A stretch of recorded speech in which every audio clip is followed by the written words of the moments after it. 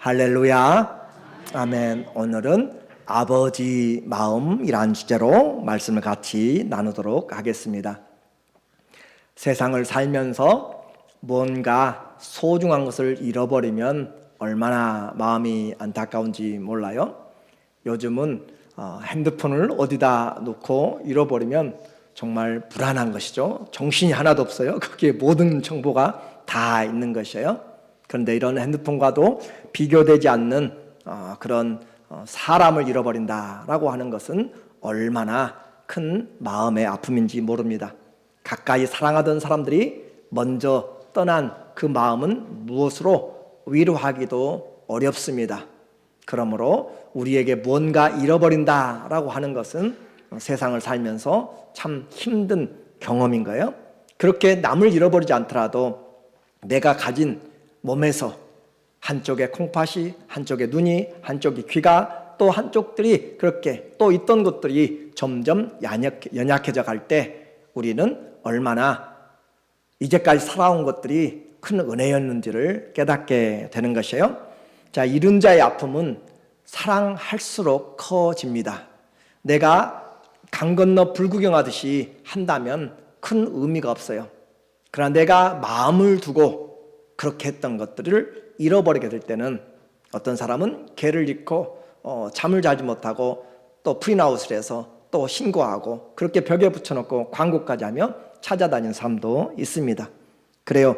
개도 그러할진데 우리에게 생명의 자녀를 만약에 우리가 잃어버린다면 어떤 마음일까라고 하는 그런 마음에서 오늘 아버지의 마음을 좀 보았으면 좋겠어요. 이 누가복음 15장에 나오는 비유입니다. 양 100마리 중에서 한 마리 잃어버린 것, 10개 그 동전에서 하나를 잃어버린 것, 그리고 아들 둘에서 하나를 잃었다가 찾은 것들이죠. 그런데 이와 같은 것들을 너무 많이 우리가 익숙해져서 이걸 어떻게 우리가 잘 알고 있는가라고 하는 것을 우리가 생각해 볼 때 그 아버지의 마음이 있다면 오늘 우리는 그냥 가만히 예배드리고 있을 수가 없는 그런 마음들이 있게 돼요. 최대한 하나님의 마음에 가까이 갔으면 좋겠어요. 이 이야기의 시작은 누가복음 15장 1절의 분위기를 우리에게 말하고 있습니다. 15장 1절에 보면 모든 세리는 텍스 콜렉터들이에요. 텍스 받는 사람들. 그 로마 시대 당시에는 로마가 직접 걷는 것이 아니고 로마인에게서 세금을 거둘 권리를 유대 피민족 중에서 사게 됩니다. 그래서 그 사람이 세리장이 돼서 내가 우리 민족의 유대인의 지역에 내가 세금을 1년에 몇백만 달러 아니면 몇 조를 거둬들겠습니다 라고 그렇게 계약을 하고 그것을 따내는 거예요.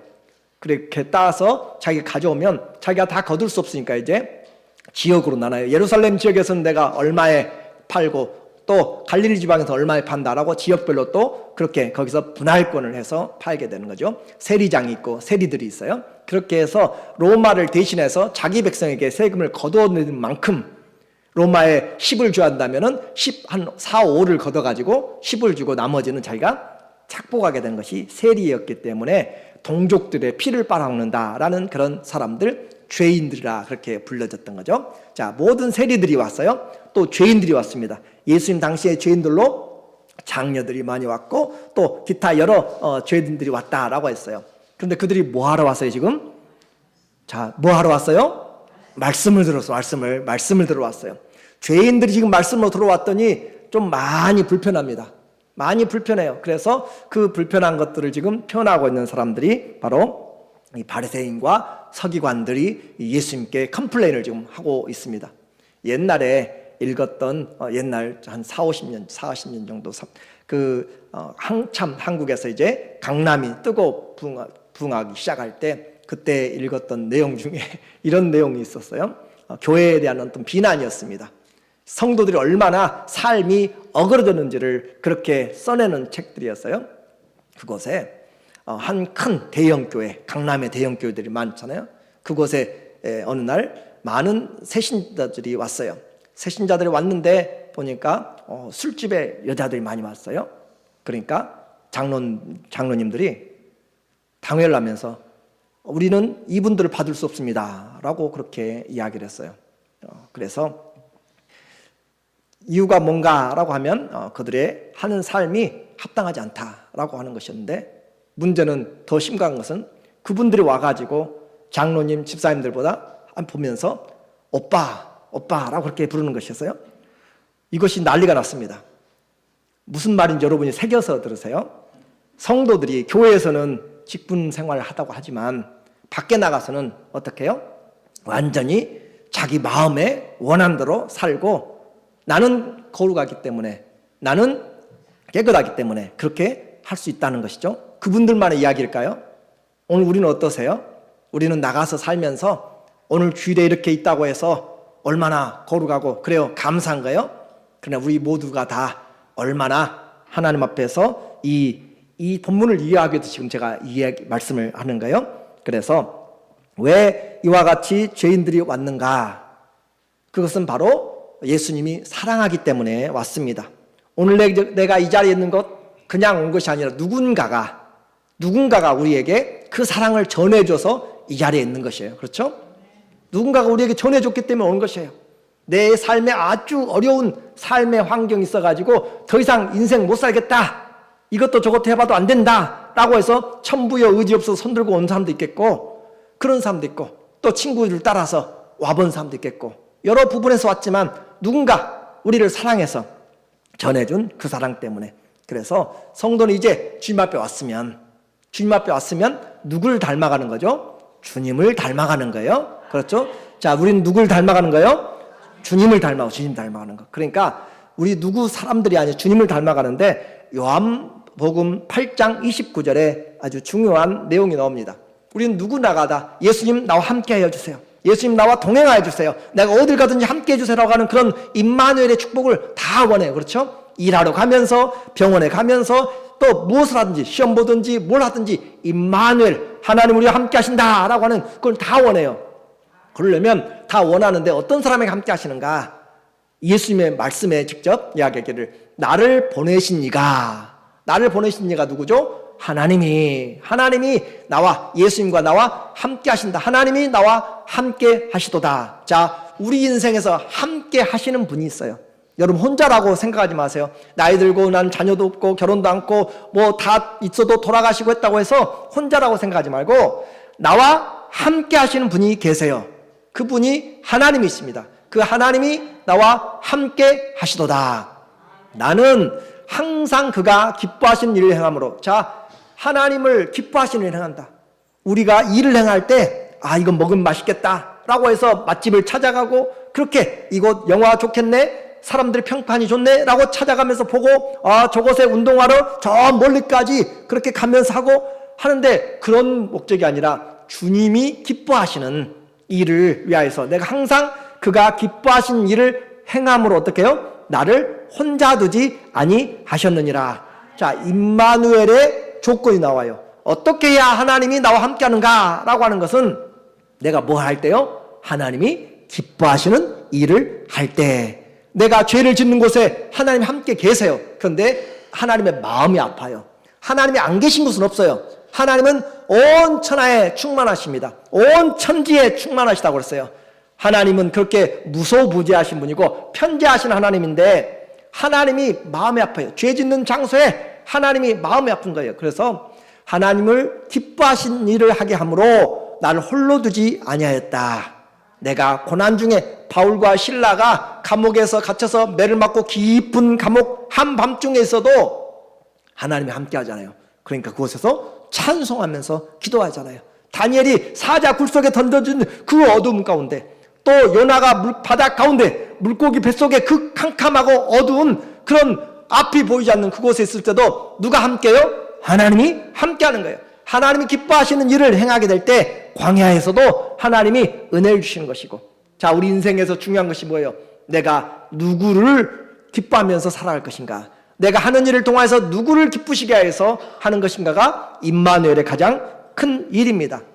예수님 오셔가지고, 예수님 능력 많잖아요. 그렇죠? 말씀만 하면 무화과나무 그냥 다 말라버려요. 말씀만 하면 죽은 나사로가 살아나는 거예요. 예수님 오셔가지고 예수님 기분대로 마음대로 행하고 돌아다니신다면 하나님이 그 마음이 기쁘지 않습니다.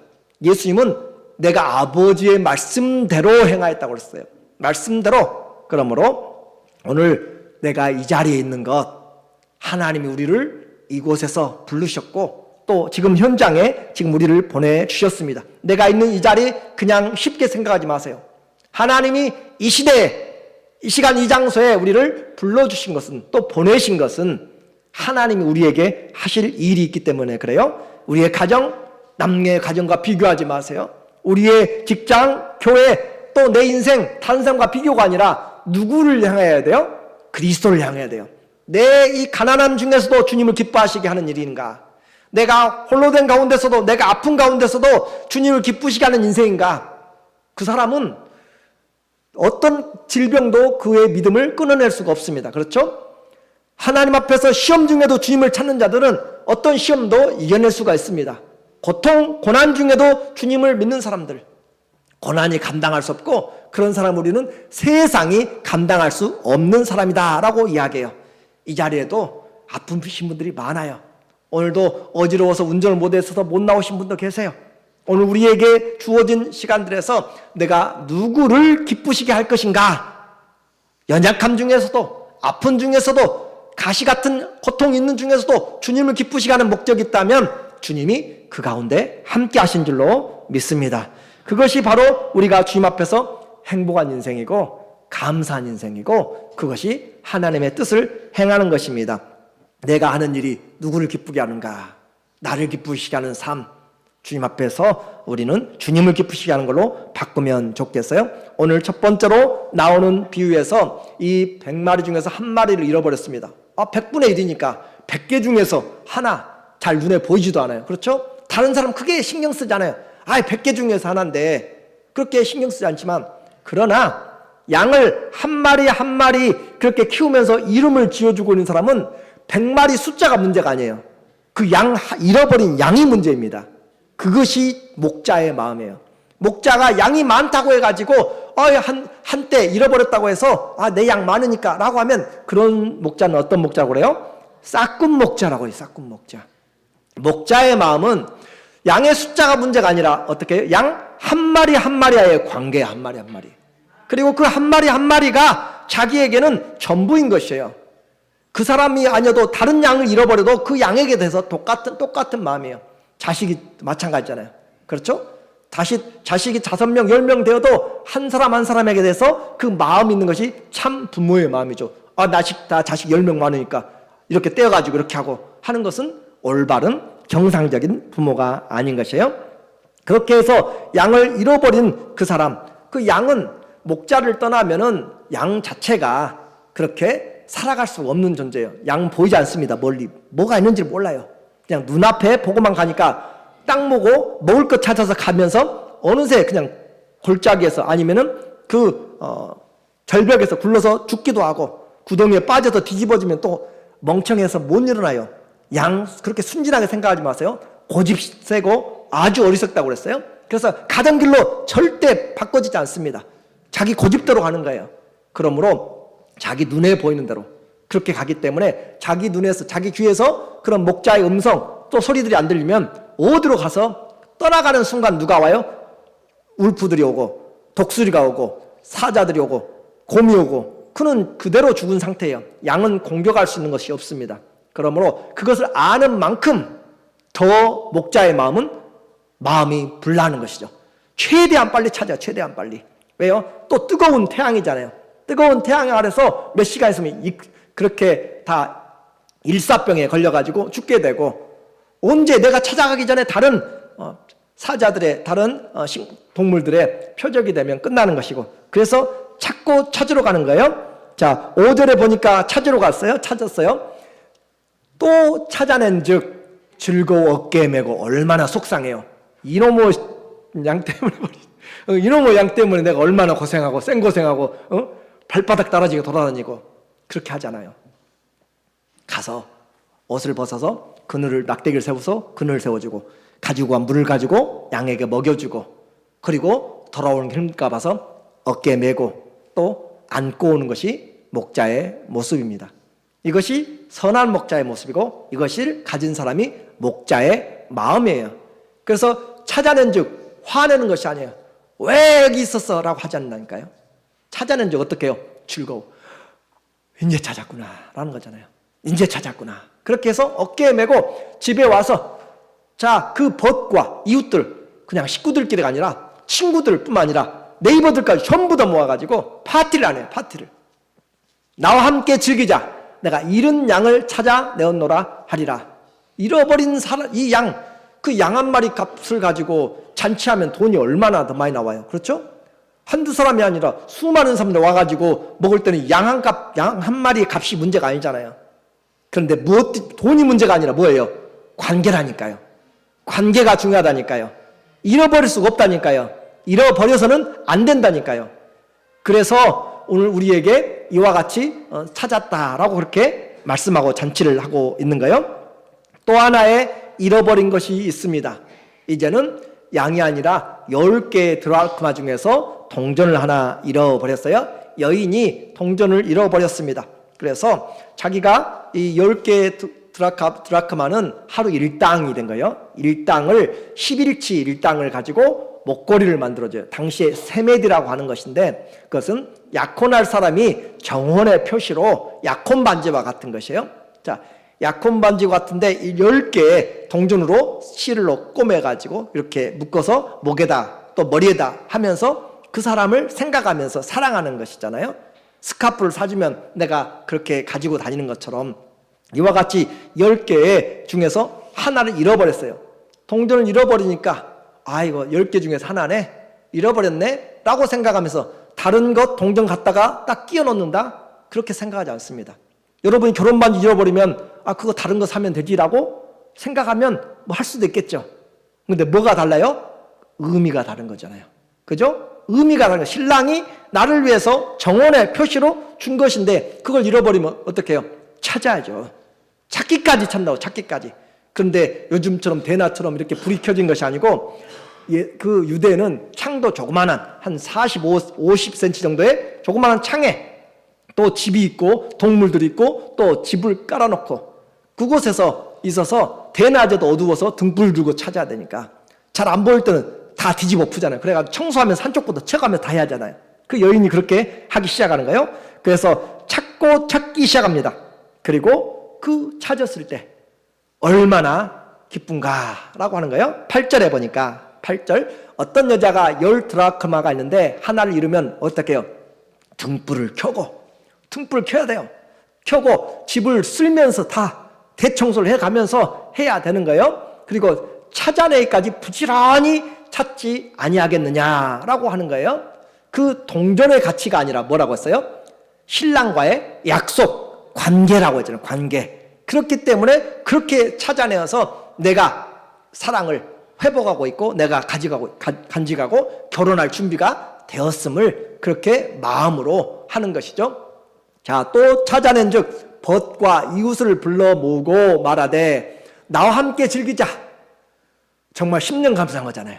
그렇죠? 그렇게 찾아내자. 그래서 잃은 드라크마를 찾아내었노라 하면서 그렇게 찾아내었어요. 잔치했습니다. 잔치값이 하루 일당보다 훨씬 많다니까요. 그럼에도 불구하고 돈이 중요한 것이 아니라고 그랬어요. 찾아냈던 의미입니다. 관계입니다. 이것을 성경은 우리에게 어떻게 표현하는가? 왜 그렇게 잔치를 하는가?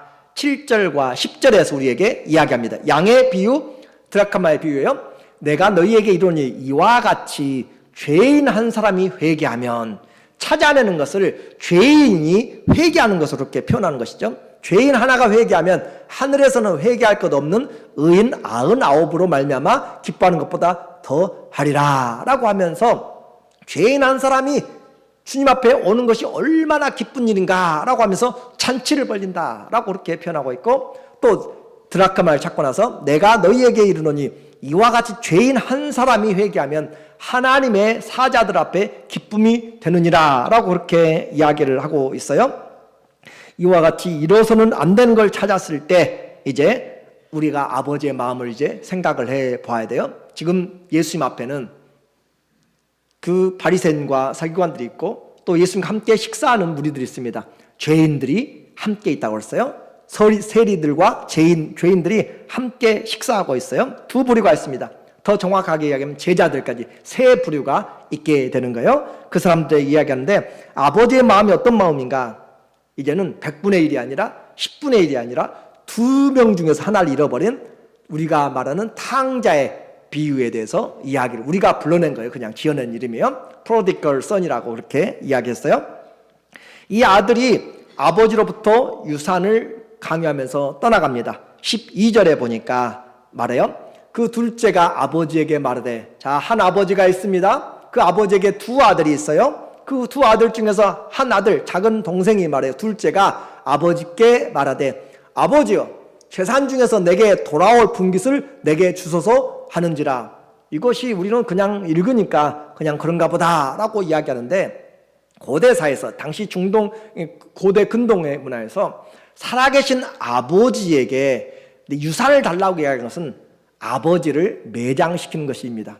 아버지가 빨리 돌아가셔야만 유산을 나누고 수 있는 것이거든요. 그런데 돌아가지도 않은 분에게 유산을 달라 이야기하는 것은 아버지를 어떤 취급했어요? 죽은 자 취급한 거예요. 죽은 자 취급. 그래서 아버지 돌아가실 때 죽을 때까지 기다릴 수 없어요. 죽을 때까지 기다릴 수 없으니까 어차피 돌아가시면 주실 거잖아요. 내게 지금 주세요 라고 하는 것은 아버지를 죽은 자 취급하는 그런 불효막심한 것이고, 또 어떤 책들에는 이와 같은 경우에는 당시에는 마을이 함께 살잖아요. 집성촌이잖아요. 같은 그렇게 살면서 다 나머지 집 숟가락까지 달고 있는 상황에서 저 집 작은 아들이 아버지한테 유산 달라고 했대 라고 이야기하면 그 놈은 그렇죠? 그 놈 어떤 놈이에요? 어떤 사람이에요? 뭐가 없는 사람이에요. 그렇죠?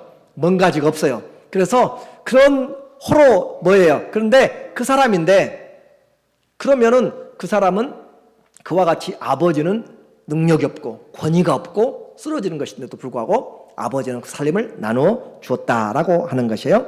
그래서 이 재산을 가지고 이제 처분까지 해갑니다. 13절에 보니까 이 아들이 했던 것이 그 며칠이 안 돼요. 빨리빨리 이제 다 캐시와를 만들어가지고 둘째 아들이 재물을 다 모아가지고 먼 나라로, 아이고 아버지 이제 아버지 품에서 떠나서 내가 원하는 인생 살겠습니다.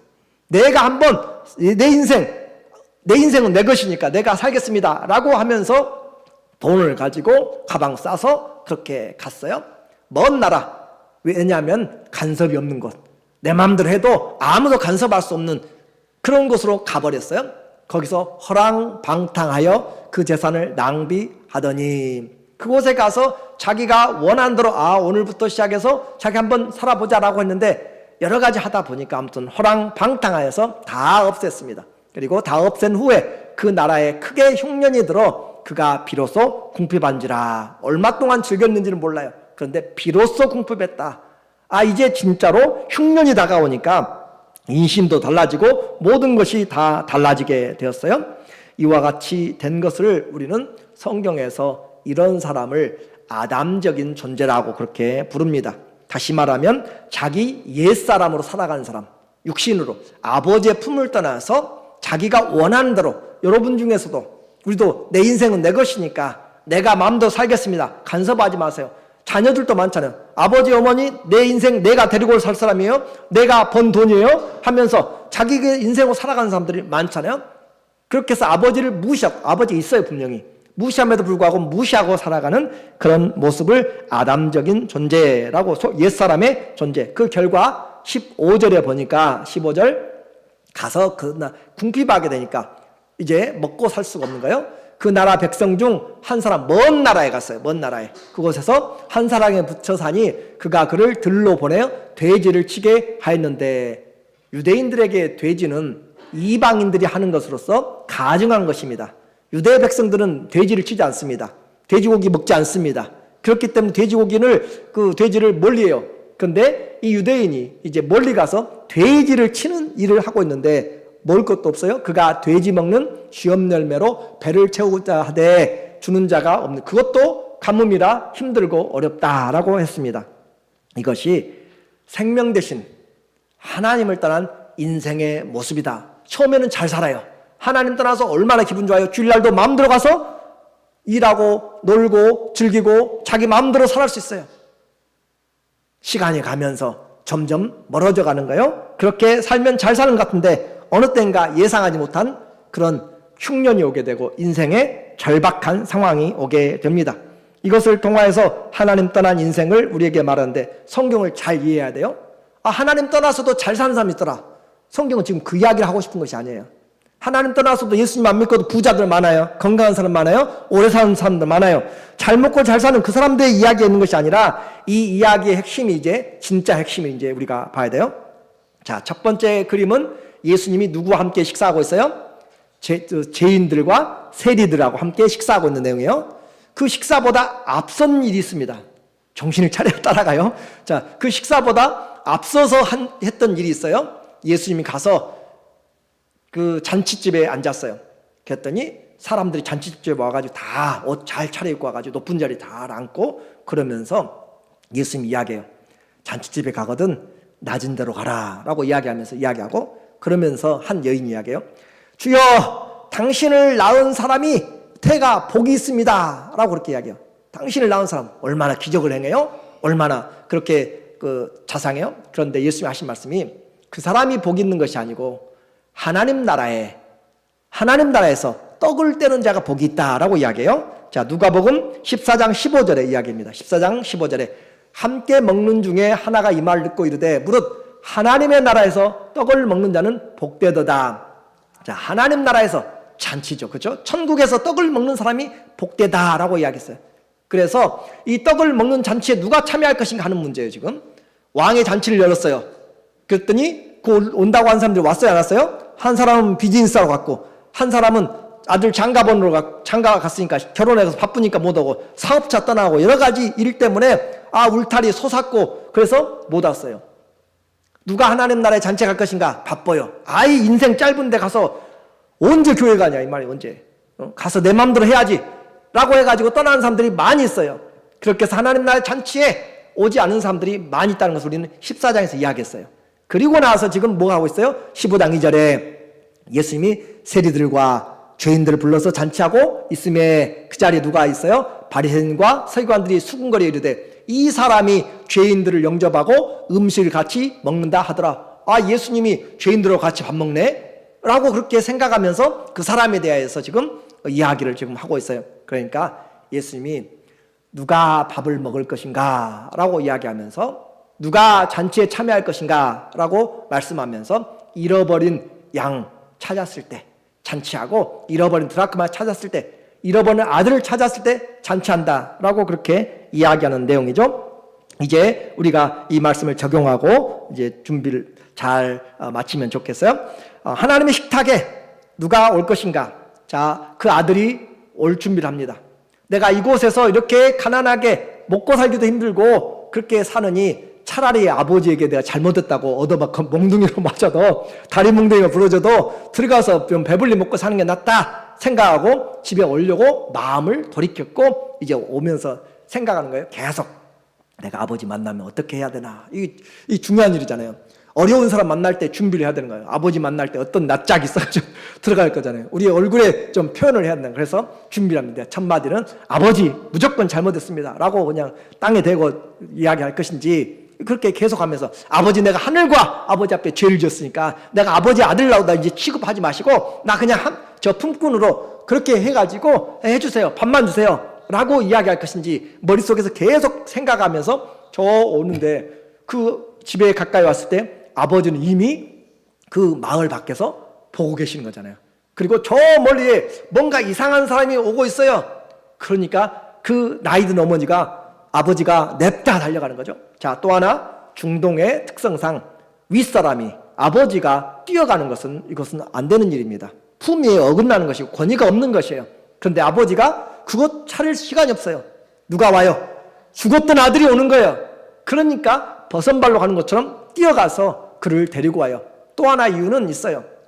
그렇게 아들만 오면 그 마을은 집성촌이라고 그랬잖아요. 사람들이 정말 못돼 먹은 놈이 오기 때문에 그렇게 아버지를 모욕한 자는 있잖아요. 아버지 죽으세요 라고 하는 거 똑같으니까 그런 사람 모세 율법에 의하면 어떻게 하고 하세요? 돌로 쳐서 죽이라고 하는 거잖아요.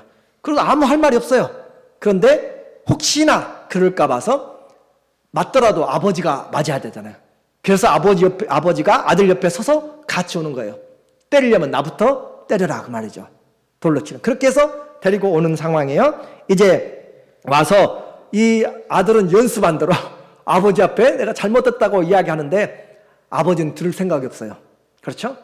야, 너 돈 어디 갔어? 라고 이렇게 그렇게 따지지도 않아요. 내가 너 때문에 얼마나 속상했느냐? 라고도 하지 않아요.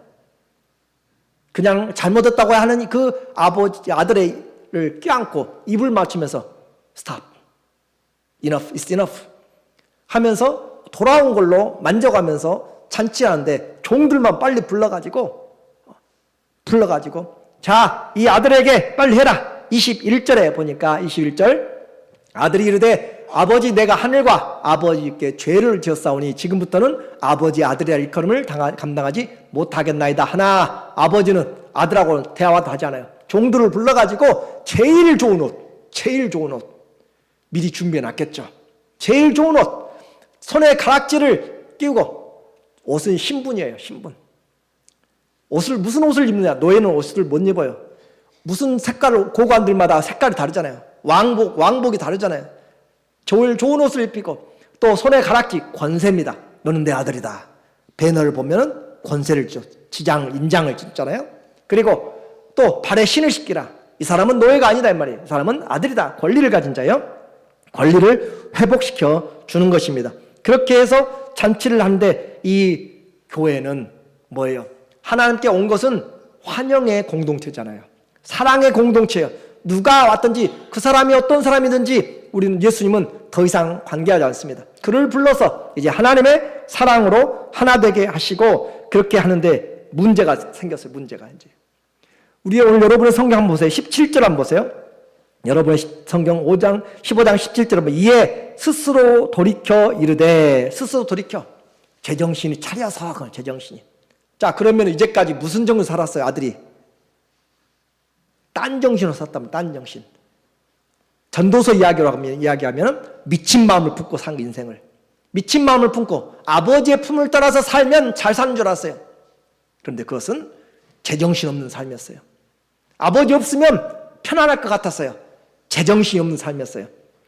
그의 생각이 정상적으로 돌아온 것이 바로 아버지의 품이다라고 하는 거죠. 자 이제 돌아왔어요. 거기서부터 회개가 시작된 거예요.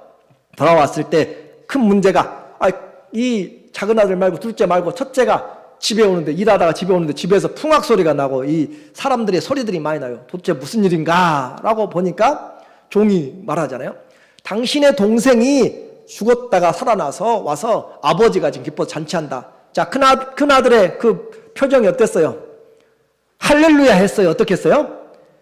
벌레 씹은 얼굴이었죠. 잔치집에 들어가지 않고 아주 뿔이 엄청나게 났어요. 이 나쁜 누가 와가지고 자 이것을 이제 이야기하려고 하는 거예요. 오늘 이야기의 핵심은 예수님의 핵심은 뭐냐면 죄인들과 또 세리들이 와가지고 잔치하는 그것에 그 사람들이 대상이 아니고 그것을 보고 누가 지금 마음이 불편했어요. 바리새인들과 서기관들이 마음이 불편했어요. 그렇죠? 마음이 불편해가지고 왜 그러냐 왜 그렇게 마음대로 방탕하게 살면서 하나님 율법과도 상관없이 살면서 그렇게 하고 있는 사람들을 왔다고 해가지고 왜 돈 쓰고 그러냐 왜 돈 쓰고 그렇단 말이에요. 이 사람들의 그러니까 이 누가복음 이른 양이 아니라 이 탕자의 비유는 탕자의 비유가 아니라 큰아들의 비유입니다.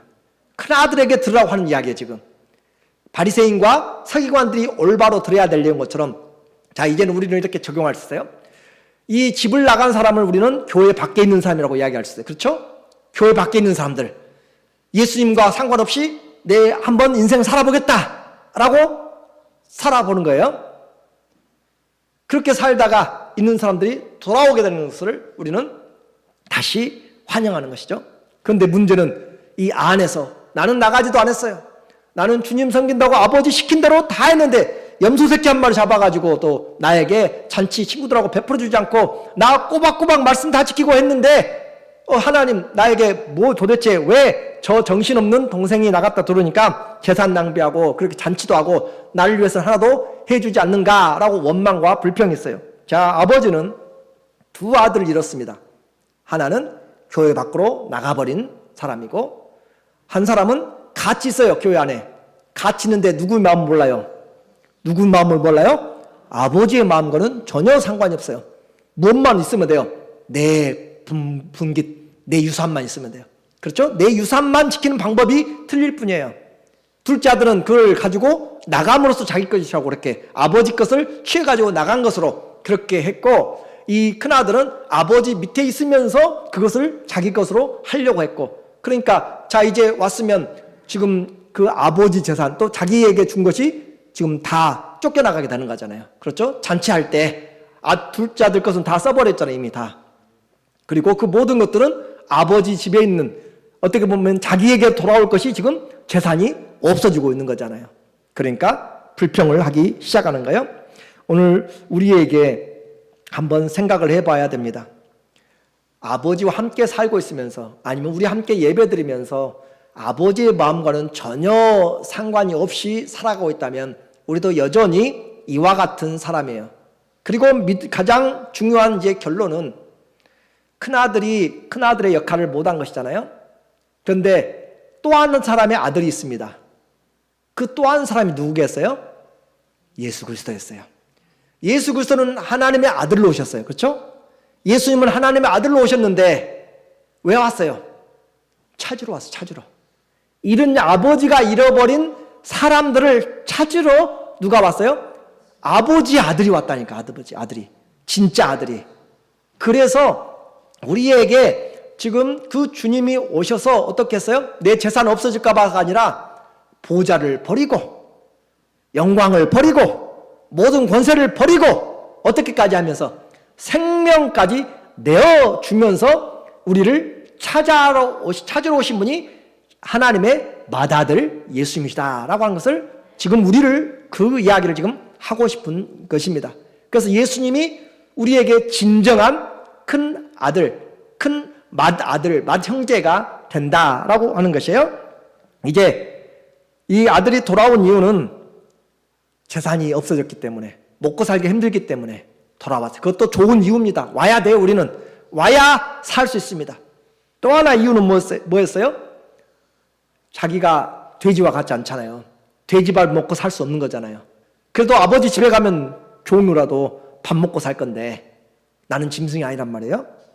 우리는 세상 살다가 끝나버리는 짐승이 아니에요. 하나님의 자녀들로 부름받은 자이기 때문에 아버지 집에 나는 동물과 같지 않다. 또 하나는 누가 있기 때문에 찾아와요?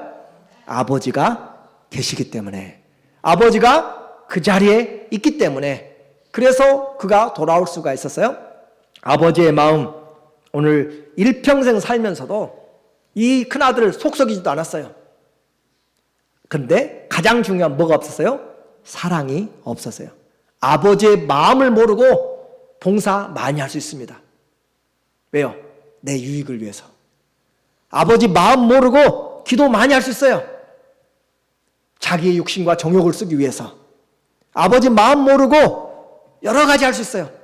그런데 아버지의 마음을 알고 하는 것, 그것이 오늘 내 안에 한 사람 올 때 하늘에서 의인 99명이 즐거운 것보다 더 큰 기쁨이 아버지에게 있는 것 같아서 오늘 우리가 요한복음 8장 29절에서 나를 보내시니가 나와 항상 함께 하시도다. 내가 하나님 아버지의 기뻐하신 일을 행함으로 나를 어떻게 두지 않았어요? 홀로 두지 아니하였다. 자, 인생 열심히 살아갑니다. 그런데 나를 위한 열심, 하나님의 사랑이 없는 열심, 그 열심, 산을 옮길 만한 믿음, 몸을 불사르게 내어주는 봉사, 천사의 방언들 하는 모든 것들도 뭐가 없으면, 사랑이 없으면 다 소리난 꽹가리 같고 헛된 것이다 라고 이야기해요. 아버지의 마음 인내하고 돌아오길 기다리고, 이 자리가 비어도 나와 상관이 없어요. 하나님 나라에 잃어버린 친구, 잃어버린 가족, 잃어버린 자녀들이 있어도 전혀 마음이 아프질 않아요. 그러면 우리는 주님과 오래 신앙생활해도 하나님의 마음과는 상관이 없는 선행으로 교만한 자들, 교만한 선행을 자랑하는 우리가 될 수가 있습니다. 우리 모두에게 하나님의 잔치는 누가 들어오는가? 율법을 지키는 자가 들어온 것이 아니라 아버지께 돌아온 자들이 잔치에 참여합니다. 아버지께 돌아오되 어떻게 돌아와야 돼요? 마음으로 마음으로 돌아와서 아버지 안에 회복이 있어요. 아버지 안에 권리가 있어요. 아버지 안에 내 아들아, 내 것이 다 네 것이 아니냐, 하나님의 축복이 있습니다. 아버지 안에서 그 아버지의 마음을 알고 다시 한번 우리의 주위에 잃어버린 영혼들을 향하여서 또 그들이 왔을 때 우리 온 마음을 다해서 아버지의 기쁨을 충만하게 해드리는 그런 아버지의 천국의 잔치가 우리 모두에게 되어지기를 예수님의 이름으로 축원합니다. 아멘. 함께 기도하면 좋겠어요. 주님,